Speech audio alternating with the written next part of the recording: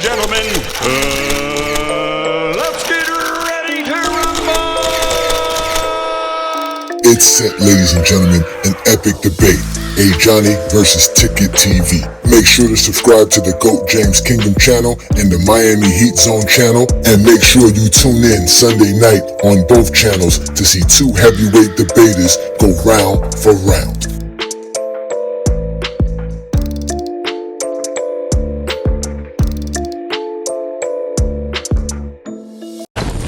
Hold on, let me ask you a question, sir.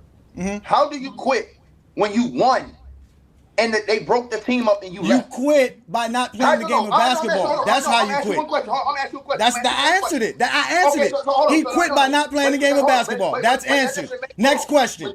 Peace and blessings. Welcome to GOAT James Kingdom. On this episode, I'm going to break down the masterclass session that I placed on Ticket TV when I debated him on the Miami Heat Zone channel a week ago. And where this masterclass session begins at is with Ticket TV thinking that he was going to stump me with a bunch of questions. As you can see, he really thought he was going to stump me with these simple questions and all these silly narratives that Zesty Jeffries possess. But like we always tell y'all, this is GOAT James Kingdom. I'm Ajani the Exposer. Let's continue this masterclass session. My question to you was, when he went to that team, did he not rearrange 80% of that roster the next year he went to that team? No, he did not rearrange the roster. So tell me. He's not the GM. Besides D-Wade, hold on. Besides D-Wade, no, I'm asking you a question. Besides D-Wade, who else was on that Heat roster the year before LeBron James went over there? Udonis Haslam. Yeah, and who else? Jamal McGlure. Nope. Jamal McGlure was on the 2010 Heat? Yeah, Jamal McGlure was on the 2010 Heat. No, sir. And this was Ticket TV's first lesson. Do not ask a question that you do not know the answers to. Not only did he not know who was on the Miami Heat team, he had the nerve to ask me, a Miami Heat fan, who was on the Heat team. Which, if we go back and look in history, we can see that the 2011 Heat had 7 returning players from the 2010 Miami Heat roster. So when I stated that LeBron James took a team that couldn't make the finals to the finals, that was correct. But let's continue with this master class.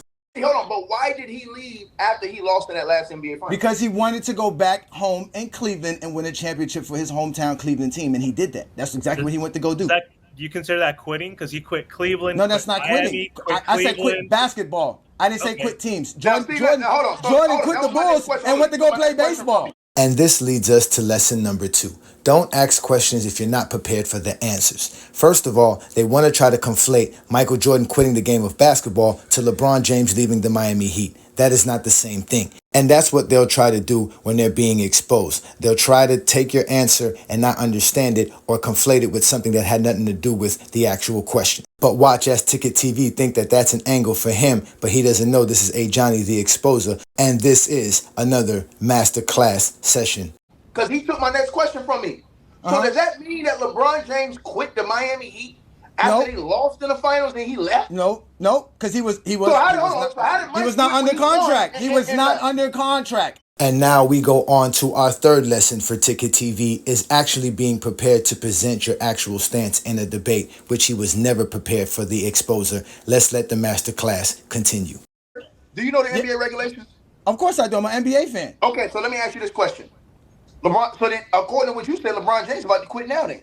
Because LeBron James got 3 more years on his deal in LA, and he said he might retire in 1 or 2 years. LeBron James has 2 years left with a 1-player option. He's got 3 years. Hold on. LeBron's last year, exactly. LeBron's last year after next year is a player option.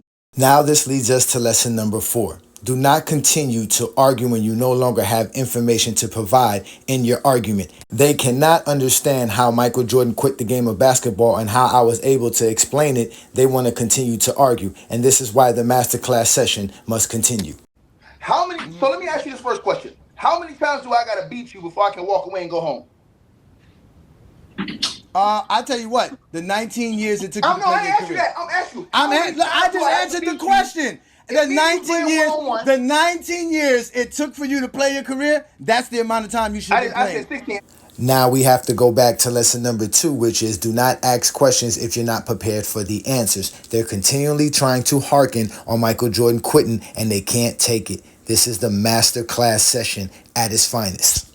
Hold on, wait. Has LeBron James ever won a championship without? Has LeBron James ever won a championship without an All-Star on his team? Yes. When? 2016. Gotcha, bitch. Who was the All-Star he won without? Nobody on the Cavaliers made the All-Star in 2016. Nobody made an All-NBA on the Cavaliers beside LeBron in 2016. I said, hold on. Nobody made an All-Defensive team on the Cavaliers in 2016. The championship. Nobody on the 2016 Cavaliers was an All-Star besides LeBron James. In fact, he beat a team that had 3 All-Stars, 3 All-NBA players. Jordan never beat a team with 3 All-Stars and 3 All-NBA players on the same roster. Go find it. Go fact check. Pull out your phone. Lesson number 5. Do not challenge a fact when you do not know if it's not an actual fact and you have to go use Google to assist you. This was a pure masterclass session by Ajani, the Exposer. You asked me to fact check. How much did LeBron average in the finals? You asked me to fact check that. Jordan does not average the most points in the NBA finals. No. I said did LeBron James. And this leads us to our final and our most important lesson, which is lesson number 6. When proven wrong in the middle of a debate, please do not double down with your incorrect statement. We see Ticket has tried to do this countless times within this debate, which is why this was a masterclass session on Ticket TV. You saying all-time LeBron averaged a double-double? As in the finals. LeBron James averaged a double-double in the finals. All-time average. LeBron's averaging double-double in the finals all-time. In the finals, all-time, yes, sir. 28 and 10. Okay, sir. Okay, so like I'm going to say this. What is he averaging in the finals? 28 and 10.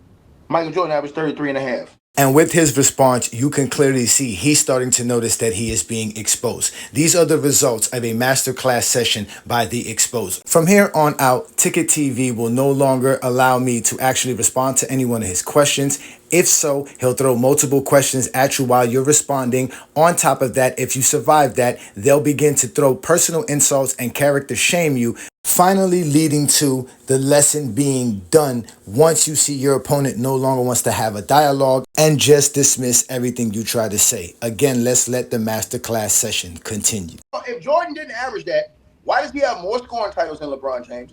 And why does he have a higher career point average per game than LeBron? Because scoring, listen, Jordan was the best scorer for 10 NBA seasons. He beat everybody for 10 NBA seasons. No, but I'm asking you. LeBron James beat everybody. Jordan averaged more points than LeBron because he takes more shots than LeBron per game. That's why. Come on. How many shots? Hold on. How many shots does LeBron James take per game for his career?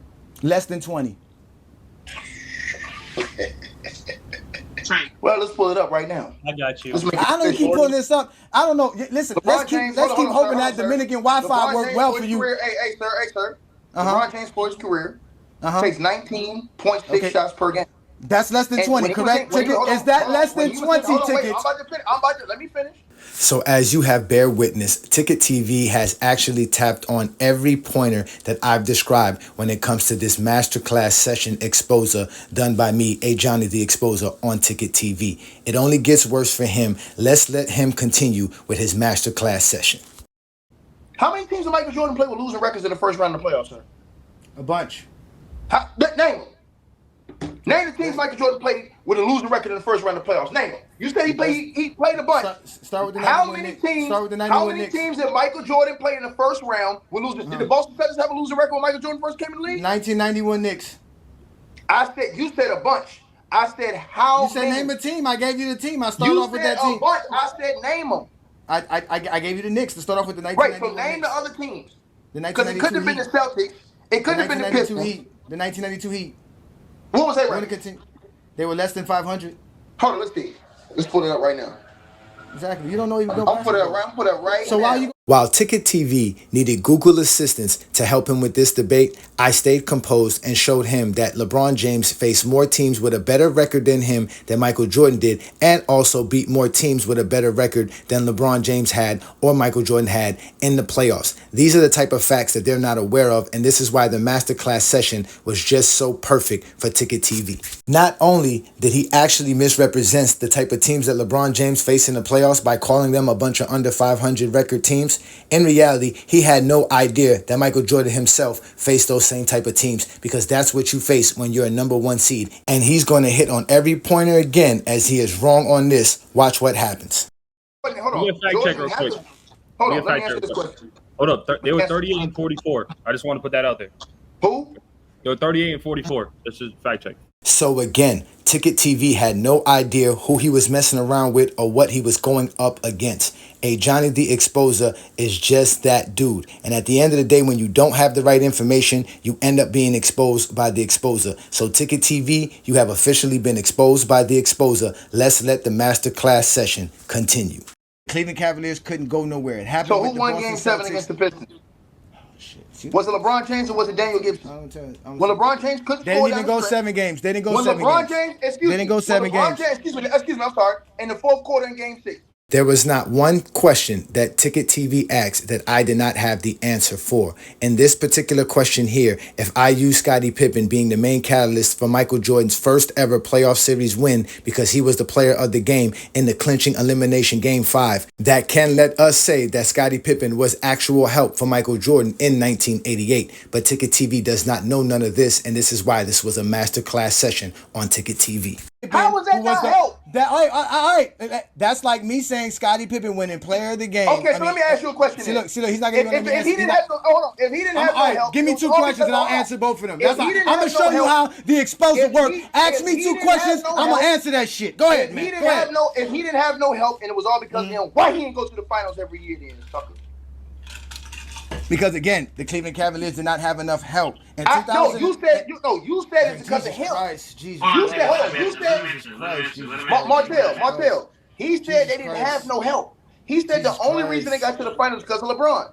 So why he missed the finals those other years in Cleveland? Why he didn't go, if it was all because of LeBron, why he didn't go back to the finals those other years?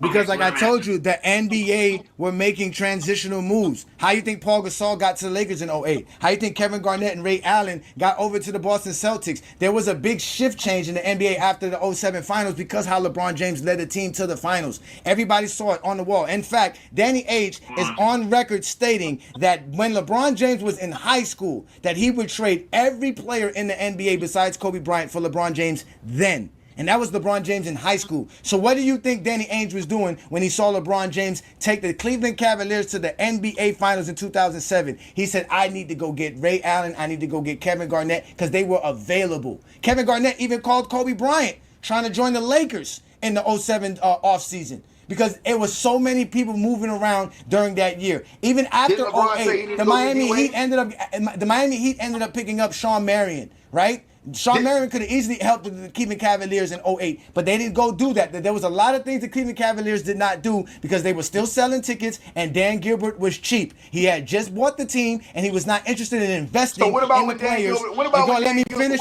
Dan Gilbert had the most expensive roster in the NBA? I had 2 questions to answer. I'll answer that when you get to the. Three out of those 4 years, the second time LeBron with the Cavs, when Dan Gilbert had some of the most expensive rosters in the league, why he couldn't win but one? Because all those years he was one of the top spinners in the league. Because again, the NBA was smart enough to go put Kevin Durant on the Warriors. They would have won multiple titles if it wasn't for the Warriors grabbing Kevin Durant and the NBA having a new collective bargaining agreement that allowed such teams like the Golden State Warriors to even add a Kevin Durant to their roster. So at the end of the day, even that team was undermined by the fact that other teams were out there creating super teams just to stop the GOAT of basketball, so let me ask you this LeBron question. James. Why wasn't that an excuse for the Dallas Mavericks when they beat a super team, Miami Heat? Miami Heat were not a super team in 2011. Okay, we ain't talking no more, bro. Yeah, hey, don't talk. Man, bye. Listen. I am not here to debate with anyone. I have devoted all of my adult life to this subject. I only debate with my equals. All others I teach.